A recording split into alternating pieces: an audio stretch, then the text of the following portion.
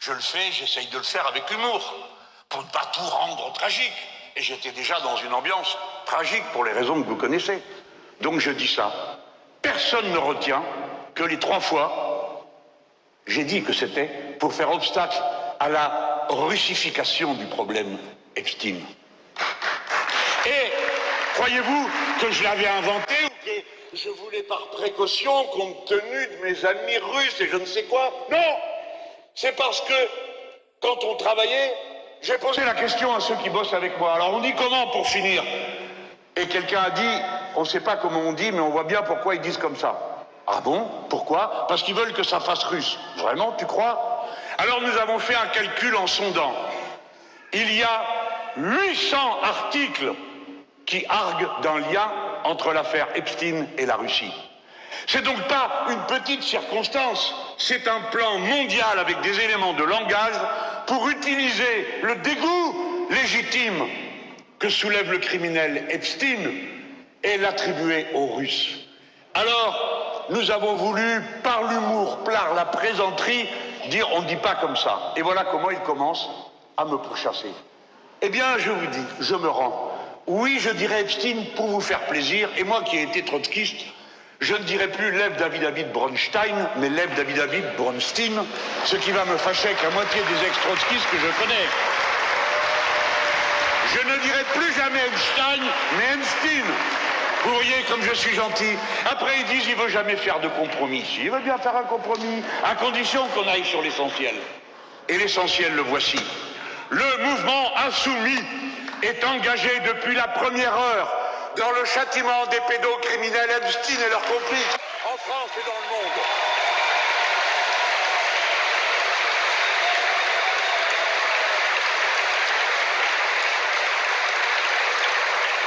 La première question posée l'a été au moment, en juillet 2019, par Daniel Obono, qui soutient la saisine du parquet qu'avait présenté l'association Innocence en danger. C'est le mouvement insoumis, le premier, qui s'est préoccupé de savoir ce qui était en train de se passer, parce qu'il y avait la certitude d'un réseau français derrière le réseau Epstein. Daniel Obono, juillet 2019. En juillet 2020, Daniel Obono fait une question au gouvernement, au ministre de la Justice, Éric Dupond-Moretti, sur la pédocriminalité et les ramifications de l'affaire Epstein en France. Là-dessus, à la date à laquelle le scandale a fini par éclater, ce sont à nouveau les parlementaires insoumis qui, à l'initiative de Mathilde Panot, qui a ouvert le débat dans le groupe, ont décidé ensemble d'interpeller la ministre et de proposer une commission d'enquête parlementaire en proposant qu'elle soit transpartisane. Pas pour dire c'est nous les insoumis qui sommes les plus forts et les plus moraux, juste pour dire on s'y met tous parce que ça nous concerne tous. J'ai demandé à Antoine Léaumont hier, qui a déposé ce texte avec Daniel Obono au nom de tout le groupe. Je lui ai dit, à qui t'as envoyé cette lettre? Il m'a dit à tout le monde sauf aux fascistes. Ça, c'est l'habitude de notre groupe, ils font comme ça. Combien en as-tu qui ont signé? Plein. 71 insoumis. Et quelques verts, une socialiste, communiste, c'est tout. Alors, je demande à vos chers collègues, pour quelle raison n'ont-ils pas signé? S'engagent-ils à la voter? Ils le font des fois. Regardez, quand nous avons déposé la loi de nationalisation d'Arcelor, toute la gauche a voté avec nous et une partie de la droite. Lorsque nous avons déposé la motion contre Mercosur, toute l'Assemblée a voté avec nous à l'unanimité. Donc des fois, les insoumis sont au point de départ d'initiative de tout le Parlement. Vous le voyez bien. Pourquoi n'ont-ils pas signé? Je pose la question, mais je ne vais pas la poser plus longtemps parce que ce n'est pas ça l'essentiel. L'essentiel, le voici. Il y a aujourd'hui une motion. À quoi Madame Braun-Pivet a répondu qu'on ne pouvait pas faire de commission parlementaire s'il y avait une enquête de justice, comme si nous débarquions comme si nous ne connaissions pas la loi ni la Constitution. Nous le savions, mais nous savions aussi une chose, il n'y avait pas d'enquête. Et par conséquent, au moment où nous déposons le texte, notre texte est complètement légitime. Et quand on lui pose la question par écrit, à elle, la garde des Sceaux, dont j'ai oublié le nom, qu'on lui dit alors, qu'est-ce que vous faites? Pas de réponse. Mais tout d'un coup, hop, voici que le parquet à Paris déclare qu'ils ouvrent une enquête cadre dans les deux directions que nous avons fixées, car nous fixons deux directions. Premièrement, la poursuite des pédocriminels qui se réunissaient au 22 avenue Foch, sans que, en 8 ans de présence continue sur les 11 ans passés, personne n'ait jamais rien vu, jamais rien entendu. Et après que l'enquête ait été ouverte puis fermée, quand le pédocriminel Brunel s'est auto-suicidé et que l'enquête a été décidée comme close, il y avait 4500 mails dans les dossiers de la justice française. La preuve, c'est que c'est arrivé à la justice américaine. Mais d'habitude, ce genre de document, nonobstant tout degré de présomption d'innocence et ainsi de suite, se met à circuler. Par exemple, quand Delogu a porté plainte pour une manipulation, eh bien c'est lui qui a été mis en examen parce que le document qu'il produisait avait été volé. Mais l'article 40 nous oblige à dénoncer les crimes dont nous sommes témoins ou qui arrivent à notre connaissance. Par conséquent, s'il ne l'avait pas fait ayant eu ces documents, c'est lui qui aurait été coupable. De la même manière, si connaissant tout cela, nous n'avions pas déposé un article 40 qui est cette proposition, c'est nous qui serions coupables. Nous l'avons fait, pourquoi pas les autres? Et vous allez voir maintenant, écoutez bien, je sais que c'est compliqué, mais vous allez comprendre pourquoi le fond de l'affaire, je ne sais pas comment je prononce Epstein, Epstock, Epstack, ce que vous voulez. Nous voulons le châtiment des pédocriminels et nous l'obtiendrons. Vous allez voir pourquoi. Alors, je préfère vous dire d'avance, hein, pour avoir dit Epstein, j'ai été traité d'antisémite pendant toute la semaine. Et même, vous avez eu, comment vous l'appelez déjà, Roussel, excusez-moi, à mon âge, on mélange toujours les noms. Roussel, il a dit, ça fait froid dans le dos. Et je me dis, ce gars, depuis que je le connais, il lui manque quelque chose, mais quoi? Ben, je suis rassuré, c'est pas le dos, puisqu'il a froid. Et les autres, du même acabit, prêts à tout. Est-ce qu'ils comprennent qu'en jouant le jeu de l'ennemi de cette façon, ils lui permettent de réaliser son opération politicienne?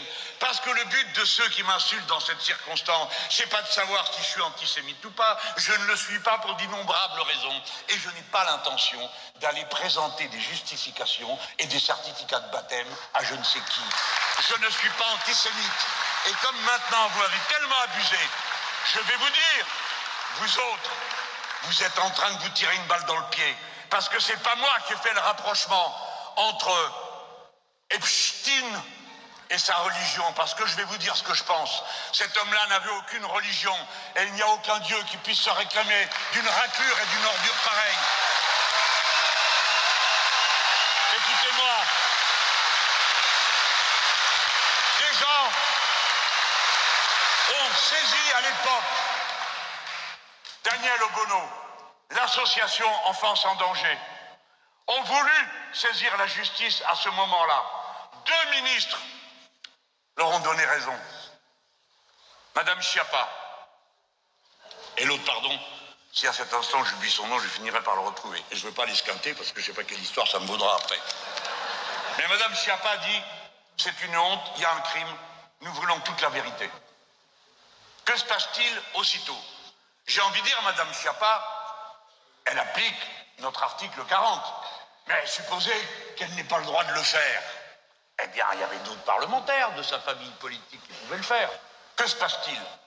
Elle dit, il faut que la justice soit saisie. La garde des Sceaux, Madame Nicole Belloubet. Écoutez-moi, les amis, pour que vous reteniez bien toute l'affaire pour la raconter à d'autres. La garde des Sceaux dit, c'est pas au gouvernement de décider qui fait les poursuites.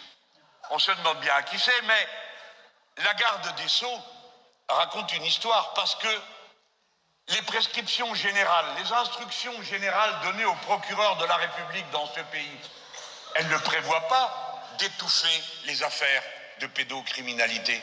Par conséquent, n'importe quel procureur pouvait se saisir. Et donc, Madame Belloubet dit, ce n'est pas au gouvernement de le faire. Nous pensons que si. Mais admettons qu'il y ait une dispute entre nous. Pourquoi ne s'est-il plus rien passé? Plus rien. Et tout d'un coup, voilà que maintenant que M. Epstein est mort, que l'affaire a démarré aux États-Unis, que ça fait déjà 2 mois que ça dure, et qu'un certain nombre de noms, finalement assez limités pour un appartement de 800 mètres carrés, c'est-à-dire 4 personnes au total, on a trouvé dans d'autres pays, mais chez nous, walou, rien. Bien, tout le monde sait que c'est pas vrai. Pourquoi ça nous importe? Parce que c'est un crime. Parce que c'est l'organisation méthodique d'un crime. Mais voilà qu'aux États-Unis, une Française a porté plainte. Et quand on lui dit, mais pourquoi vous portez plainte là-bas? Et qu'elle se retourne vers nous, ben dis-moi, je vais à l'endroit où il y a une affaire qui suit juridiquement. Parce que c'est suivi juridiquement aux États-Unis d'Amérique. C'est suivi dans toute une série de pays. Des commissions d'enquête parlementaire, il y en a une aux États-Unis, il y en a une en Angleterre, il y en a une en Suède, il n'y en a pas en France, parce que, on ne sait pas, mais voilà, il n'y en a pas. Voilà, mesdames, messieurs, de quoi il s'agit. Alors, cette femme écrit là-bas. Et qu'est-ce qu'elle dit? Elle dit, oui, il y a eu un problème et j'ai reçu une réponse. Vous avez reçu une réponse d'un ministre français, oui, qui? Madame Schiappa. Ce n'est pas possible. Dans la réponse, il est dit qu'il n'y a pas de problème de pédocrime dans l'affaire Epstein en France. Alors, comme je vous raconte tout ça, vous avez entendu chaque étape, n'est-ce pas? C'est ce qui me vaut maintenant d'être traité de complotiste. Mais si je mens, démontrez-le. Dites que cette lettre n'existe pas, que cette femme n'existe pas, que la ministre Belloubet n'a pas répondu ça, que l'article 40 n'existe pas. C'est pour que je me taise qu'on me fait cette histoire-là d'Epstein. Eh bien, nous ne nous tairons pas. Et je vais vous dire, le cas de nos adversaires va s'aggraver. Parce que il n'y a pas que ça qui nous a beaucoup énervés. Si à Lyon, je mets le thème d'Epstein, là au milieu, c'est parce que dans la même semaine, j'ai eu l'occasion de croiser des camarades écœurés. Ces camarades, l'un d'entre eux est ici, c'est Paul Vanier, que vous voyez là. Paul Vanier,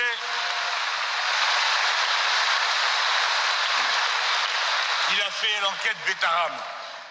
Alors lui, il a pris cher aussi au passage.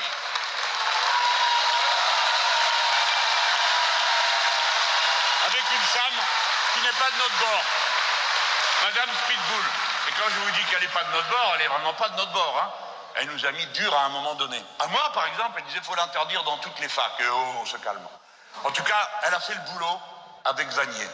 Et cette affaire a pu arriver jusqu'au bout. Si bien que les camarades ont déposé une proposition d'enquête transpartisane. C'est-à-dire avec des gens de tous les partis. C'est celle qui a recueilli le plus de signatures de toutes les propositions de loi transpartisanes qui étaient posées la semaine dernière. Il y avait un ensemble, il fallait décider, et dans toutes les lois transpartisanes qui étaient proposées, il y en avait une qui avait de loin plus de signatures que toutes les autres, celle de Vanier. Et que demandait cette loi transpartisane? Toutes les recommandations qui avaient été adoptées par la commission Bétaram et par lui et sa collègue Speedbull. Par conséquent, ce n'était pas une invention de la performante commission des Insoumis, ni d'aucun d'entre nous. C'était quelque chose de collectif. Et ce jour-là, ils ont décidé que cette loi ne serait pas présentée. Et dans sa loi, il y a la lutte contre toutes les violences que subissent les enfants, et les violences sexuelles sont contenues. Par conséquent, vous comprenez qu'on puisse être un peu énervé, et que, comme la plupart des êtres normalement constitués, on se dise que vraiment ça fait quand même beaucoup. Voilà pourquoi je me suis dit, puisque vous ne voulez pas de notre loi transpartisane sur un sujet qui ne concerne pas Epstein, mais qui concerne très directement la santé des enfants, les violences qu'ils subissent et la pédocriminalité. J'ai le droit de dire, eh bien, puisque vous le prenez comme ça, on va en parler à une échelle plus large. Et à partir de maintenant, et compte tenu de ce qui s'est passé à Lyon, et compte tenu de la manière avec laquelle ils ont répliqué stupidement, en fonçant les 2 cornes en avant dans le chiffon rouge qu'on a agité, Je me suis donné du mal, hein. 3 réunions avant qu'ils réagissent. Bien sûr que non. Mais ils ont décidé à ce moment-là, ça fait de moi un complotiste de supposer qu'il y a un lien avec le reste, mais ils ont décidé à ce moment-là de nous accabler d'injures. Mais vous pouvez me traiter comme vous voulez, ça ne change rien au fond du problème. Epstein est un pédocriminel, il avait des complices en France, il avait un local, il y avait une enquête de justice, et maintenant il y a 2 enquêtes cadres. Alors, s'il y a 2 enquêtes cadres, pourquoi voulez-vous faire une commission? Parce que nous avons un problème politique à poser. Nous ne sommes pas des perdreaux de l'année. Nous avons une question politique à poser. Epstein et ses complices français utilisaient les images qu'ils prenaient en filmant tout dans toutes les pièces. Pourquoi faire? Pour faire du chantage politique, pour obtenir des renseignements politiques, pour faire des pressions sur des gens qui décidaient politiquement, comme c'est prouvé dans le cas du prince Andrew.